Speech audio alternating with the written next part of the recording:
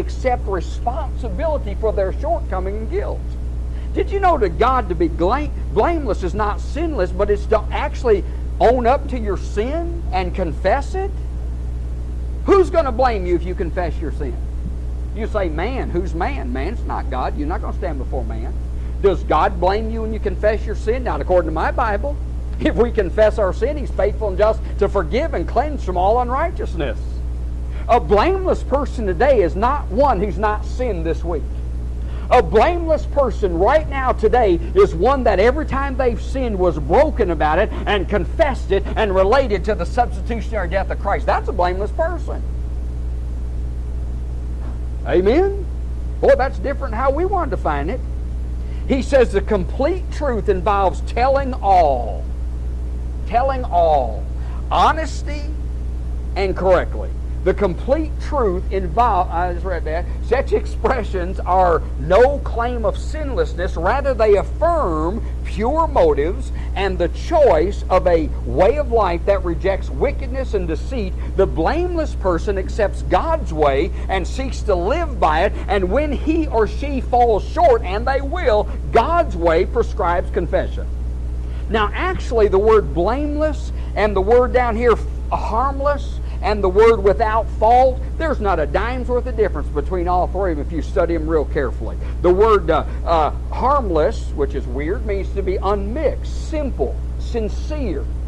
There's no mixture of deception there. It's there. And then unblemished, you know, when they brought an animal for a sacrifice, it had to be without spot and blemish. If you had a lamb and his ear was cut off, you were supposed to offer him, or he had mung or whatever. So, these things, now watch this. If you really read these things, watch, the requirement is stop complaining. The reason is because you want to act like a child of God. Watch. And when I act like a child of God, I am blameless and whatever. All that taken together means this. I'm honest. What you see is what you get. I'm real. I don't deny my sin. I confess my sin. That's what a child of God is like when he walks. These people that are pharisaical, so-called Pharisees, they're not real. They act like they never sin and they never fall short and they never do anything wrong. That's a hypocrisy. That's religion. That's not Christianity. That's not a man of God way to live. A man of God falls, but he confesses, and the Spirit of God picks him back up. Now you say, how on earth does this tie into complaining? I'll tell you two reasons. Two reasons. Number one, I want you to listen to me. Listen to me. When you're honest, okay, you realize you always get better than you deserve. You see, when you complain, what you are saying is, I am not getting a fair deal. I'm not getting what, isn't that right? I'm complaining because I'm not getting what I ought to get, okay? But see, when I say that, I'm being dishonest. Because if I was honest, I would realize if I died and went to hell tonight, I would get what I deserve. Hello? I mean, you see how that stops complaining honesty? And get honest with God. You don't deserve it as good as you have it, do you? Who here can stand up and say you deserve the health you got? And you can talk about how you're sick. For every time you've been sick, you've been healthy a whole lot more. And you're not going without food, because I can tell you're eating, amen? And we all have nice houses. We shouldn't be able to live in a house and drive a nice, we ought to be on some old donkey that's crippled up or something, amen? We should have to walk to church, amen? And so when I stop and think about it, I say, okay, I'm going to be honest with God. I'm going to be blameless. I do fall short. I do sin. And guess what? I'm getting better than I deserve. And when I really understand I'm getting better than what I deserve, I'll stop complaining. You only complain because you think you're not getting what you ought to get. Well, honey, if you got what you ought to get, you'd go to hell. Now, I'll tell you something else that it'll do. Listen to this. It will keep you from criticizing others when you're honest. Now, again, I'm not talking about chastisement. We are commanded to chasten people in sin. We don't have a choice. You are there. Your boss don't have a choice but to correct you if you're working for him and you're stealing stuff from the shelf. He don't have a choice. You understand that, don't you? But what I'm saying is, watch, even when I walk with God, do the best I can, I fall short. And the reason I can't criticize you for your sin is because I have sin in my own life. You know, there's a passage in Matthew 7. You know, sometimes you develop through the years and you read, even your quarter pounder with cheese starts learning a few things. And I used to read Matthew chapter 7, verse 1, judge not lest you be judged. And then he gives an illustration. It's supposed to be funny, but Baptists never laugh, so I don't guess they get it. But the point of it is, there's a fella, and he's got a great big beam over his eyeball, and his friend's got a little tiny speck, and he's over here saying, hey, let me get that speck out of you. Can you imagine me getting a speck out of Steve's eye like this? And what Jesus, you know, I read that, and I said, well, that's kind of funny. But you know, when I was younger, all I read was the part was Jesus says, take the log out, and then you can judge your brother. And I would spend all my time arguing with people who said, now don't judge anybody. I say, yeah, he doesn't say don't judge anybody. He says, you get the beam out, and then you judge. And I spent half my Christian life with the little then you judge. And then one day it dawned on me, about 2 days ago. Now, one day it dawned on me, and I thought to myself, I said, now wait a minute, Johnny Palmer, why don't you get a little honest? You've been saved since the 7th of May of 74, amen. And you were born in 1953, amen. And all your life, you have tried to, I can't, you know, I may be a loser, but I'm a trying hard loser, amen. I try to have a prayer life. I try to walk with God. I try to please God. But can I tell you something in all candor and honesty? After all these years of walking with God and seeking to be as godly as I can, if I'm honest, bless God, I still have a log over my eyes. I still do not have my backyard so cleaned up that I can poke my little head over the fence and say, hey, excuse me, you got some paper in your yard. And it dawned on me, maybe, you know, the Lord words things weird if you'll study. A lot of times the Lord will tell you to do something we knows you can't do it, to show you can't do it, to trust Him. And I've come to the opinion about me. I'm not judging you because I don't have a clue. All I know is this. It's not likely, since I'll be almost 50, that I'm going to live another 50 years and do any better with it than I did the past 50 years.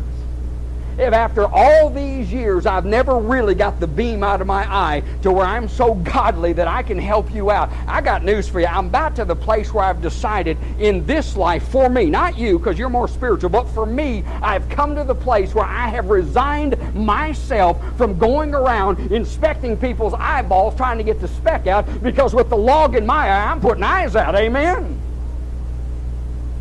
Where's your congregation? They're in the hospital. What's wrong with them? Their eyes been jabbed out. Some fool done hit them the other day. Amen. Ever been there? I just tell you this. When I am really honest, I don't complain. It's when I'm dishonest. Because I'll tell you, this morning I could say, well, now there's some empty pews. Listen, if I got what I deserve, there wouldn't be empty pews. There would be an empty building. And if you go fishing on Sunday, shame on you. It's wrong. You ought to be in God's house. Amen. But if you think I haven't done things just as bad as fishing on Sunday, you better think again. I have my little ways. So do you. It's funny how you can sin and it's okay, but certain other, you know, they're going to, well, I'm getting all this. Never mind. Go there, I'll be there for a day. I'm just telling you this. I think this reason here is that we're to walk as children of God, and we're honest, and when we're honest, we're going to quit complaining. I ran into this. You ever heard of Louis of Lafayette? One, you ain't heard him because that ain't how you pronounce his name, so you'd never know anyway. But his name is Louis.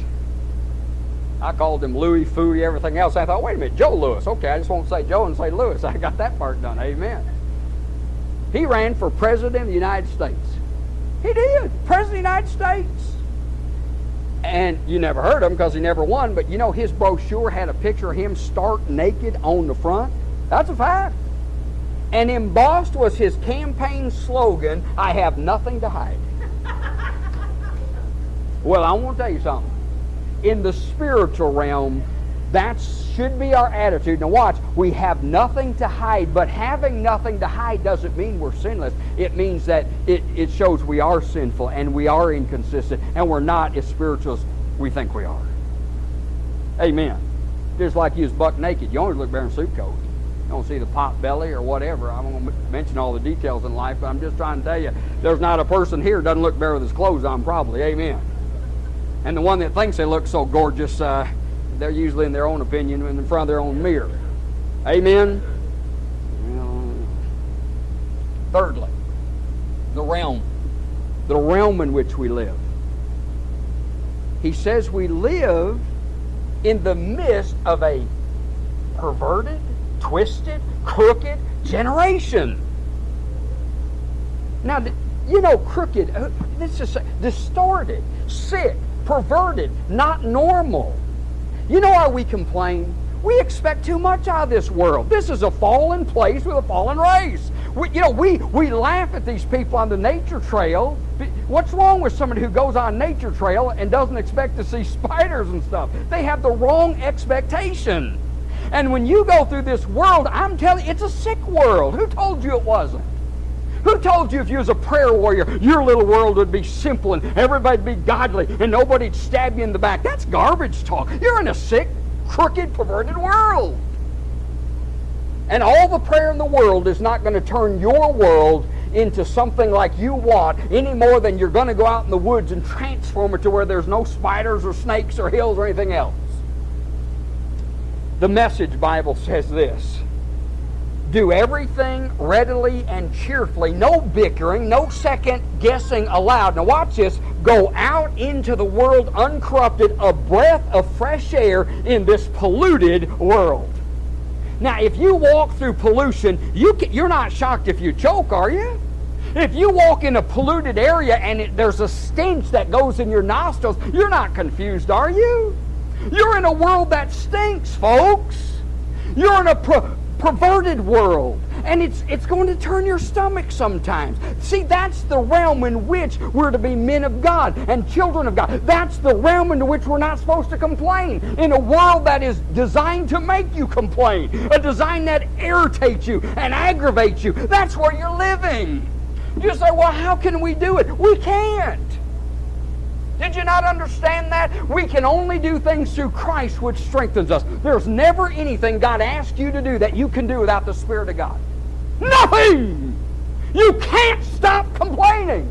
You can't change the world, but God can change your inner world. He can give you peace and joy in the midst of hell. He can do that. But you can't do it by gritting your teeth. You can't do it by trying harder. It's not in you. And that's where the honesty comes in. If you still think you can do it by trying harder, you're not honest. You're not blameless. You're still living in a fantasy world. You live long enough and you realize, hey, it's true. I'm not the next Billy Graham. In fact, if you ever met Billy Graham, he's not the next Billy Graham. Amen. I love to read about Billy from Billy. I get sick of reading other people about Billy, but if you ever read Billy's quotes, you'll find Billy always talks about what an idiot he is and how shocked he is that God ever uses him and how he sins and falls short of the glory of God. I got a whole book of quotes from Billy, and about 90% of them he's belittling himself. That's an honest man. Well, I know you watch TBN and it's name it and claim it and positive thinking. The most negative book on the planet is called the Bible. I'm the chief of sinners, Paul said. But Mephibosheth said, I'm a dead dog. God said, fine, eat at the table. It's full of stuff like that, all over. Amen. Let me say this. As you work through this world, get ready for a real confusion. You know, the world is, hey, you're not going to be in a sick and a perverted place without something being weird. Jesus said this. Listen to this. Enter by the narrow gate, Matthew 7:13. For wide is the gate and broad is the way that leads to destruction, and there are many who go by it. Jesus said most people are on the wrong road. It's a broad road. It's going to hell. And then there's a little bitty narrow road. And you know what we think? Here's what we think. The broad road is right here, and it's going this way. And we're in the little skinny narrow road, and we're going this way, but we're not part of them. That ain't the picture. The picture is the broad road is coming this way and the narrow road is going this way, and you're going right smack in the dab middle of them.